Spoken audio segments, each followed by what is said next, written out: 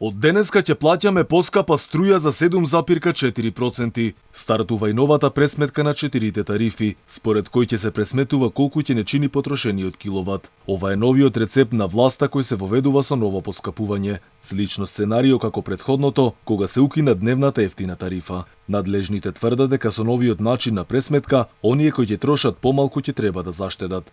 Но комплицираниот систем ги буни граѓаните, отвора и повеќе други дилеми. Експертите предупредуваат дека новиот тарифник е конфузен, но и тешко разбирлив за сите.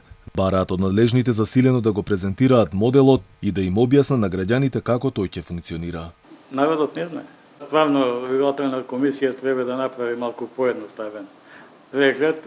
Мислам, она што е прв блок, втор блок на тарифите, јасно е. Меѓутоа, после таму има како се наплаќа, например, за дистрибуција и пренос. Што го интересира граѓанинот, како, колку, што и како се врши пренос и дистрибуција на електрична енергија. Дури мене малку ме збунува, века еве во примерот што е на веб сајтот на регулаторна комисија, вели за на крај после пресметката од блок тарифите, века од потрошувачка на енергија 5700, а за пренос и дистрибуција 7200. Значи, повеќе граѓанот ќе плаќа за пренос и дистрибуција, отколку за самата енергија што е потрошил. Тука мене ме збунува, ако е тоа така, тоа не е во ред.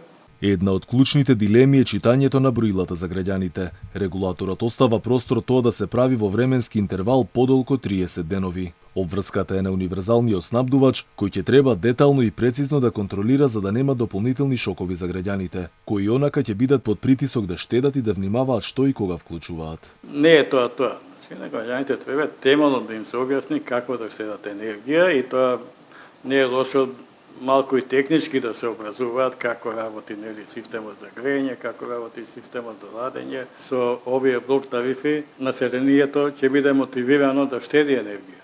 Експертската јавност веќе предупреди дека ударот врз стандардот ќе биде многу повисок од процентот кој надлежните го прикажуваат. На тоа укажува и фактот што државата на некој начин ќе ги покрива трошоците за енергетските компании со пари од буџетот, кој пак се полни од джебот на сите во државата. Драматичен удар ќе има и врз стопанството, кое ќе се соочи со трајно, ако не и со поголемо поскапување на трошоците, што во услови на криза за голем дел мали и средни бизниси може да значи и клуч на врата. Со новата методологија поскапува ефтината дневна тарифа, и тоа за 8,69%. Цената во првиот блок е поголема за 5,5%, во вториот за 10,3%, во третиот за 18,3%, а во четвртиот за дури 138,7%. Инаку новиот скок на цената на струјата е уште едно во низата поскапување кој треба да ги издржат граѓаните.